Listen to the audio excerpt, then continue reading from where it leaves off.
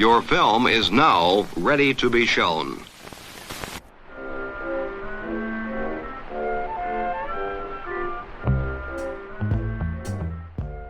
Good morning. I'm Justin Hendricks, editor of Tech Policy Press. We publish news, analysis, and perspectives on issues at the intersection of tech and democracy.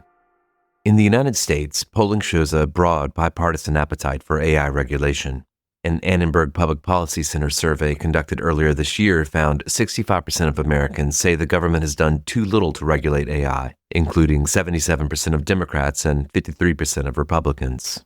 On June 4th, Representatives Jay Obernolte, a Republican from California, and Lori Trahan, a Democrat from Massachusetts, released a 269-page bipartisan discussion draft of a bill called the Great American Artificial Intelligence Act of 2026. On the same date, they published an opinion in Bloomberg Law, explicitly calling for feedback on the draft. They wrote that, quote, "This discussion draft isn't a final product. It's the start of a serious national conversation with workers, researchers, startups, frontier labs, educators, civil society, state leaders, and the American people," unquote. The bill is organized into 4 titles, including Frontier AI Governance, Workforce, Cybersecurity, and Research Development and International Cooperation. It would create the first comprehensive federal AI governance regime in the United States. If it became law, the bill would create binding federal development obligations for large frontier developers, defined as companies with more than $500 million in annual revenue that have trained a frontier model. This threshold would capture firms like OpenAI, Anthropic, Google, Meta, and xAI. As analysts at the law firm DLA Piper point out, these provisions appear to draw on frontier model laws developed in California, New York, and Illinois. The draft addresses a range of other issues, including transparency and whistleblower protections. It takes on AI fraud deterrence and cybersecurity. It has a section on free speech that would mandate a study and legislative recommendations on jawboning of AI firms and censorship. It supports workforce development and research to better understand the impacts of AI on the labor market. And the 4th title of the bill contains provisions related to research and development, public data for artificial intelligence systems, and international cooperation on AI governance, which would include advancing American leadership on standards. The bill would preempt state laws specifically regulating the development of AI models, including training, weighting, and evaluation, on a 3-year sunset, while explicitly preserving state laws of general applicability and state authority over activities occurring at or after a model's deployment. Reaction to the preemption measure drew immediate scrutiny from a variety of civil society organizations and advocates, including Public Citizen, Public Knowledge, and the AFL-CIO. Early supporters of the draft include the Business Software Alliance and the Information Technology Industry Council. In Congress, the discussion draft was supported by Representative Suhas Subramanian, a Democrat from Virginia, Scott Franklin, a Republican from Florida, Scott Peters, a Democrat from California, and Darren Houchin, a Republican from Indiana. Notably, the co-chairs of the House Commission on AI and the Innovation Economy, including Representative Ted Lieu, a Democrat from California, who served as Representative Obenolte's co-chair on the bipartisan House Task Force on Artificial Intelligence in 2024, said the draft, quote, "cannot serve as the basis for productive dialogue." To learn more about the draft and their goals for it, I invited Representatives Trahan and Obernolte to the podcast. Congresswoman Trahan was able to speak to me on Wednesday. She's been a leading congressional voice on platform transparency, advancing bills like the Social Media Data Act and the Digital Services Oversight and Safety Act, or DSOSA, which was a similarly ambitious piece of legislation floated in 2022. Let's jump right in. My name is Lori Trahan. I represent Massachusetts 3rd District. Congresswoman, I'm pleased that you're able to join me again on the Tech Policy Press podcast. We've talked before about other legislative proposals that you have put forward. Your office and you have become known for taking big swings at comprehensive solutions to big problems. I think about DSOSA, if we can cast our minds back to the moment when you put that out, a very ambitious, comprehensive plan, particularly around social media. Now you're swinging at artificial intelligence, literally with something called the Great American Artificial Intelligence Act of 2026 with your colleague across the aisle, Representative Jay Obernolte. Can I just ask for a second to step back, maybe from the specifics of this, and ask if in your mind you have a kind of concept or vision of what artificial intelligence means for the United States, what we need to do in order to properly regulate this technology? Yeah, well, I think big picture, I mean, artificial intelligence is going to be one of those transformative technologies that changes everything about our life and how we, live, how we work. And there's enormous promise that comes with that. I come from Massachusetts, so there's AI, being deployed or thought of in the cure and the treatment space for healthcare. But I think what Mythos just demonstrated in an instant is it comes with enormous risk. What I get frustrated by as a member of Congress is when we don't keep up with things that we know are progressing on an accelerated path. It's like Congress doesn't change its ability to pass laws or to establish any sort of governance. And we've seen this before. I've always taken the foundational step of putting transparency, reporting, in this case, auditing, because I feel like you can embark on a whole host of other policy areas once you know or once you have visibility into these models, these algorithms, data, whatever it might be, which is why, we worked with DeSosa early on in our career and now working on artificial intelligence. So look, I think AI is going to be the most consequential technology of our generation. And I don't think that's an exaggeration. There's still time to govern it democratically before we cede the future entirely to the private sector or to our foreign adversaries. And that is the bet that we're making with this bill. Of course, this comes out as a bipartisan proposal. You've obviously had to make, multiple trade-offs going into this. The most key one, I would reckon, is around preemption. A lot of folks in your own party unhappy with this particular approach. Is there a case for preemption that you would make here that you effectively, what won you over on being willing to sign on to this preemption mechanic in this particular proposal? So I'm going to answer that question, but I just want to start, just like I started with my negotiation with Congressman Obernolte. We didn't start with preemption. And so I'm just going to level set for your listeners and really start by saying something directly to them. We published this bill as a discussion draft because we genuinely want to hear from folks like you, the researchers, the advocates, the civil society groups in this audience. That's exactly who this process is designed for. And this is an opening bid, not a final answer. This draft, while is comprehensive, it's preliminary, and it's narrowly tailored all at once. It's not the one AI framework to rule them all. What it is a focused effort on is tackling catastrophic risks and near-term workforce impacts from frontier AI development without strangling the innovative potential of this technology. And it is designed to equip the federal government with the reporting infrastructure and the technical capacity it needs to govern AI, with evidence-driven policy in the years ahead. And so I know we'll get into talking about the specifics of the bill and the governance structure that we put in place, but I'll go to the issue of preemption. I've heard the criticism on the preemption language in the bill, and I take it seriously. I mean, look, I've spent years fighting for the exact kinds of state level accountability mechanisms that people in your audience are worried about losing, and I'm not going to dismiss that concern. But here's my bottom line on preemption, and I'll just say it plainly. I will preempt, but only if we're setting the strongest possible federal standard. A preemption provision in a bill with no meaningful federal standard is a moratorium, and I won't sign on to that. So what is the federal lane? Generally speaking, frontier model development, not products, not deployment, not use. The model itself, the weights and architecture trained on petabytes of data, on hundreds of thousands of chips. That's the layer where a single federal standard makes sense. The red line that I've held throughout the entire process, states retain full authority to regulate AI at the deployment and the use stage. That is where AI systems actually interact with real people, whether it's housing decisions, hiring, healthcare, credit. States keep their teeth where enforcement is most tangible. The guardrails in the preemption provision are non-negotiable.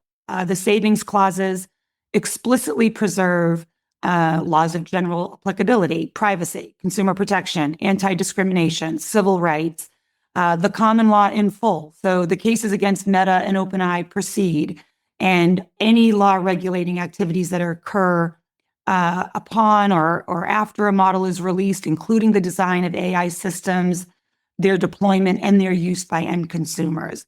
And critically, there's a sunset. Preemption expires in December 2029, assuming passage later this year. And that's designed to be a forcing function that prevents Congress from doing what we did with Section 230. And that's implementing a policy and then never being required to seriously evaluate whether it's working. And the sunset forces us back to the table. Now, of course, I also expect Congress to continue to regulate frontier AI in the years to come, even while the preemption is in effect. These are initial policies that represent a starting point, a foundation for future regulation, and I think they preserve optionality as the technology quickly evolves. Listening to some of those folks that you reference who've already kind of come out suggesting their concerns around preemption in particular, I mean, I think they're really concerned about where the line is drawn, right? When a state wants to regulate a AI companion app that's harming minors, does it have to regulate the deployer, leave the model developer untouched? Where is this line from your perspective? How do you believe that state law would function under this bill? Yes, and we want it to. I mean, look, this is a difficult balance to strike, and I'll be the first one to acknowledge that. If there are genuine ambiguities in the text that could swallow state consumer protection law or civil rights enforcement, that's a problem I want to fix, right? That's literally why we published a draft. Come tell us where the language fails. Drawing a clean line between AI model development and AI systems built on those models is genuinely difficult to do in legislative text. I know that, but I don't accept the argument that it's impossible. Laws across the country already leverage the developer-deployer distinction. The EU AI Act has specific regulations for general-purpose AI models. Legislators draw hard lines every day. That's the job. My sunset, combined with the savings clauses, is specifically designed to correct for the places where we draw that line imperfectly. And I'll just bring up one more thing. If you tell me the transparency, auditing, and verification provisions don't go far enough, just name me the additional policies. We will take them under serious consideration. What I won't accept are mechanisms that are either prone to First Amendment challenges or that are simply bad policy dressed up as accountability. But this is a moment where we want to hear from folks so that we can make the product better. What do you regard as this period, this feedback solicitation you're doing? You've got this out as a discussion draft. You want to have this dialogue. What do you see as the sort of revision path? And are there specific activities or engagements that you're planning that would help along that way? So first and foremost, I mean, it's only been out for a week now. We already have collected a lot of great feedback. And with our release, we put, the email address where people can contact us so that we can start to distill that. It obviously falls in a couple of key buckets. But, we encourage more creative ideas and thinking around this. And then, we'd love to do roundtables, probably the week after next when we come back into session.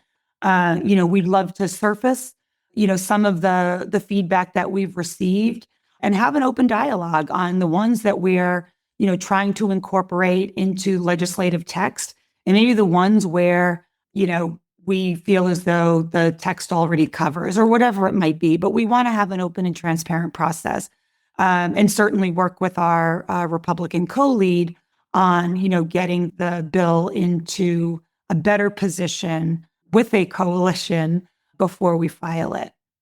And I don't put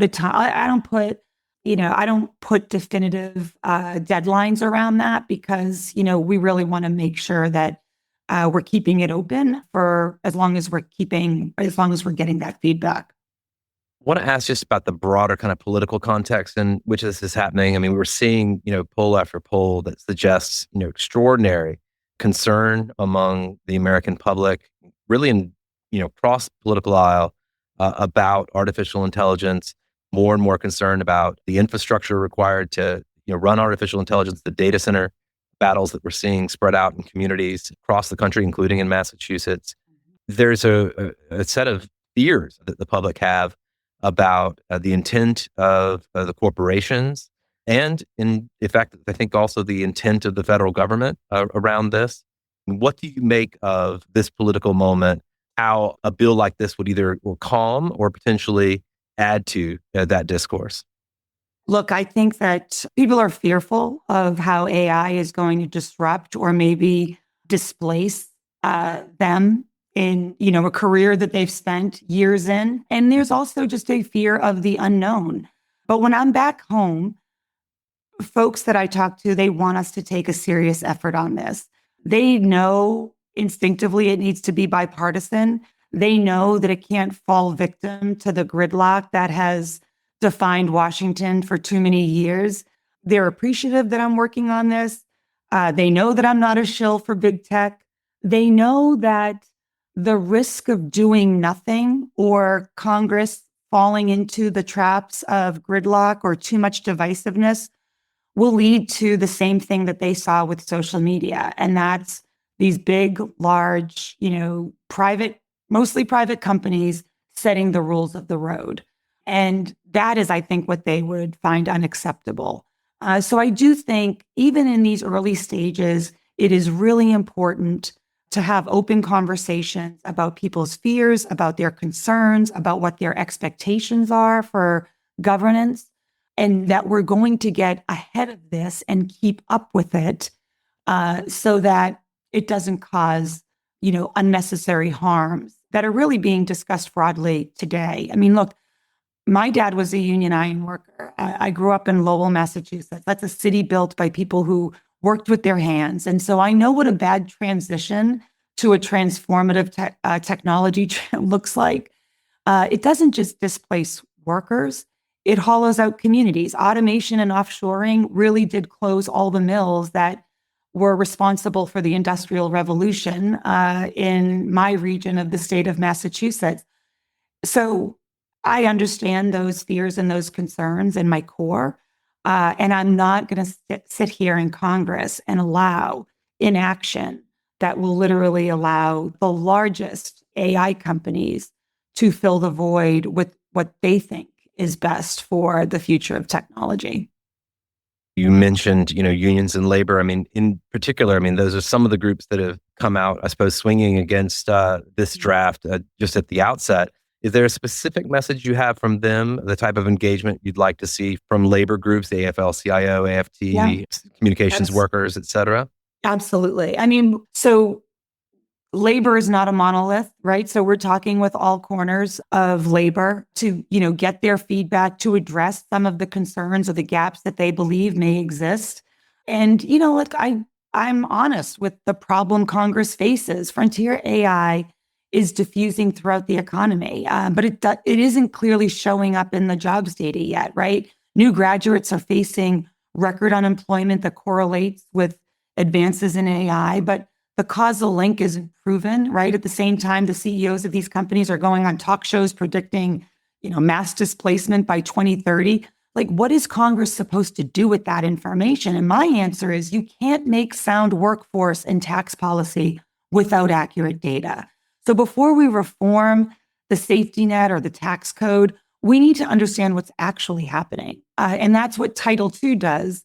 Title II starts to do, right? The Labor Department must establish an AI workforce research hub within 90 days to study AI's actual effects on workers, run the scenario planning, and generate actionable policy insights.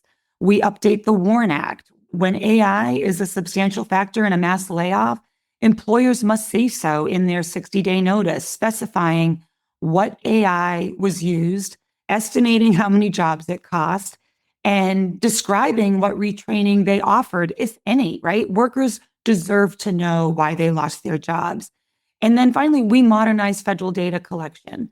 We revise federal surveys to actually capture AI adoption and workforce impacts.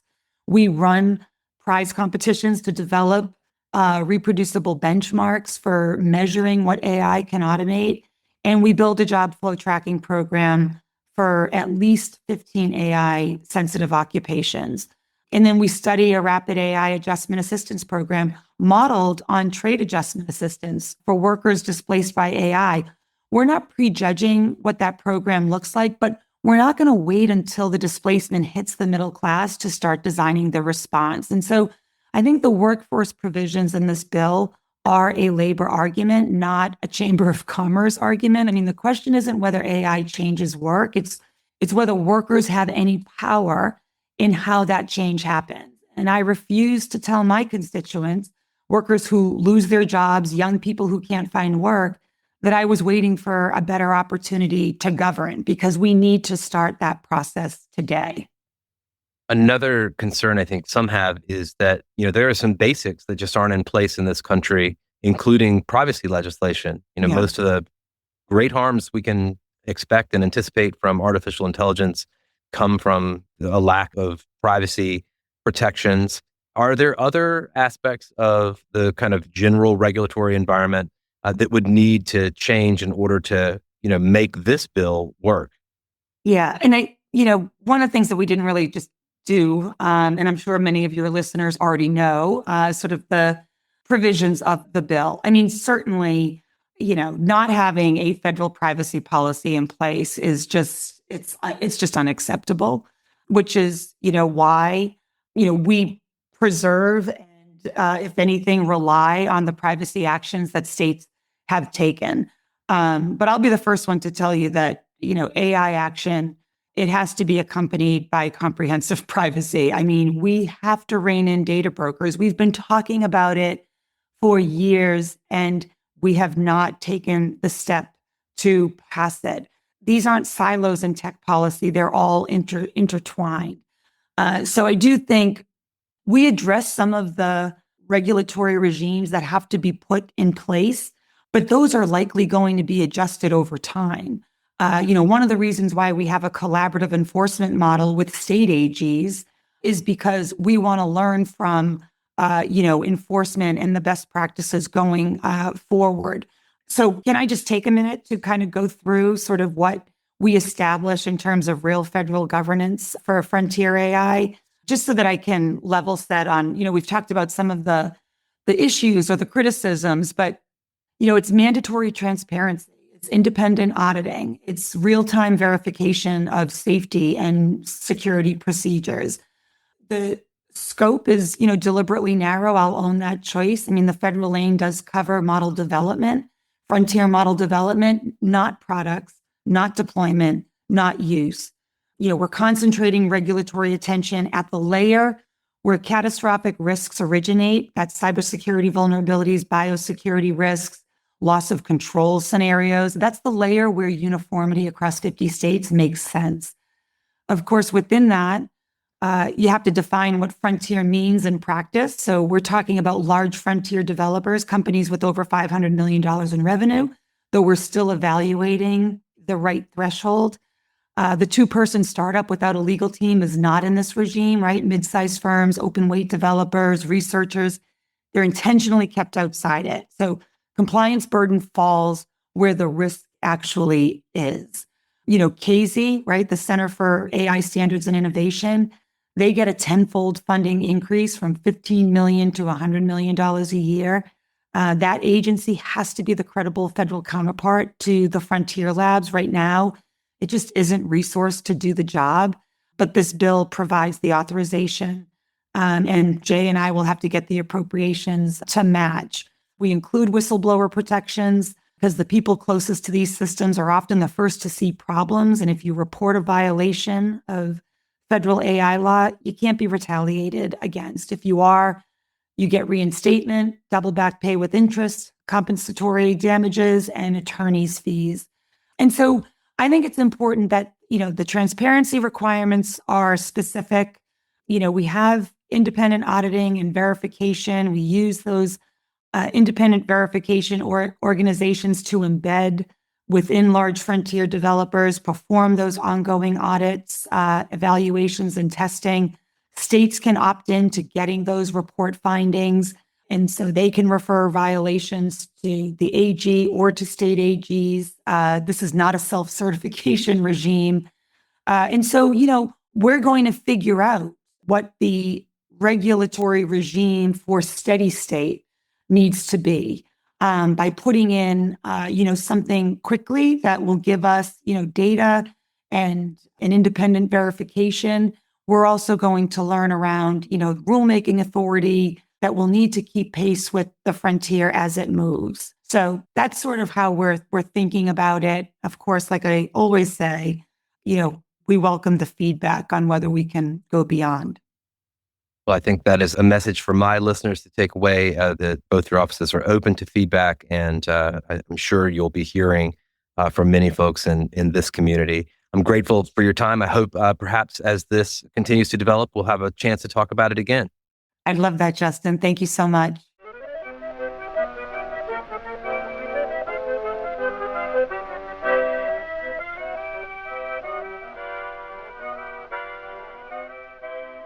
That's it for this episode. I hope you'll send your feedback. You can write to me at justin@techpolicy.press. Thanks to my guest, thanks to my co-founder Brian Jones, and thank you for listening.